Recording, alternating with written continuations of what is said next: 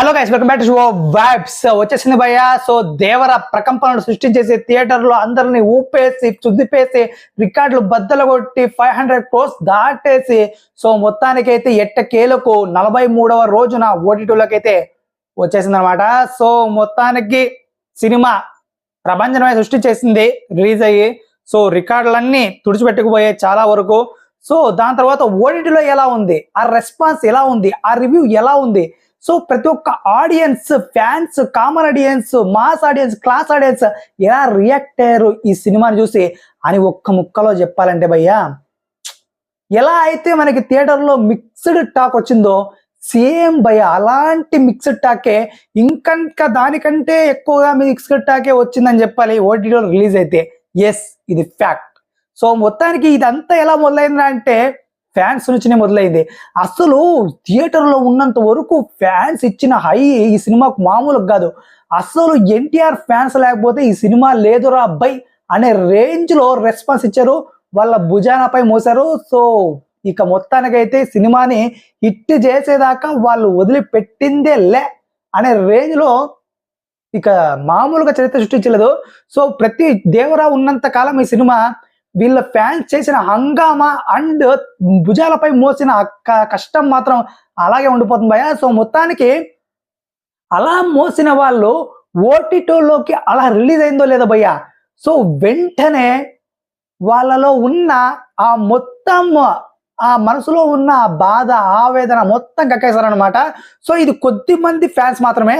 So వాళ్ళు ఒకటే చెప్తున్నారు, సో మొత్తానికి కొరటాల ఫస్ట్ హాఫ్ చాలా బాగా తీసావు, ఓకే బాగుంది, ఇంకా ఇంటర్వెల్ అయితే ఇంకా మామూలుగా లేదు అని, మ్యూజిక్ అయితే వేరే లెవెల్, విఎఫ్ఎక్స్ కూడా అంత చీప్ గా అస్సలు లేవు, ఎక్కడ చూసినా బాగానే ఉంది. బట్ సెకండ్ హాఫ్ కి ఏమైందిరా అసలు నీకు? సెకండ్ హాఫ్ ఒక్కటి అసలు ఎక్కడ చూసినా బోర్ కొడుతుంది తప్ప అసలు హైప్ ఇచ్చే మూమెంట్ లాస్ట్ క్లైమాక్స్ వరకు ఒక్క సీన్ అంటే ఒక్క సీన్ లేదు కదరా అంటూ ఇలా రెస్పాన్స్ అయ్యారనమాట. సో మొత్తానికి నిజమే చెప్పాలి భయ్య, నాకు చూసినప్పుడు కూడా అసలు నేను ముందే ఫస్ట్ సినిమా రిలీజ్ అయినప్పుడే చెప్పా, ఫస్ట్ హాఫ్ మాత్రం ఎక్సలెంట్ ఉంది, సెకండ్ హాఫ్ కొంచెం బోర్ కొడుతుంది, క్లైమాక్స్ ఓకే బాగుంది అని. బట్ యాజ్ ఇట్ ఈస్ ఇప్పుడు ఫ్యాన్స్ కూడా అదే చెప్తున్నారు. సో ఇదంతా పక్కన పెడితే ఇప్పుడు కామన్ ఆడియన్స్ కి అయితే బాగానే నచ్చింది భయ్య సినిమా అయితే, అందులో డౌట్ లేదు. చాలా మంది అందులో కూడా కామన్ ఆడియన్స్ కొంతమంది నచ్చింది, కొంతమందికి యావరేజ్ అనిపించింది. బట్ ఫ్యాన్స్ మాత్రం వాళ్ళలో ఉన్న ఆవేదన మొత్తం బయట పెట్టారు.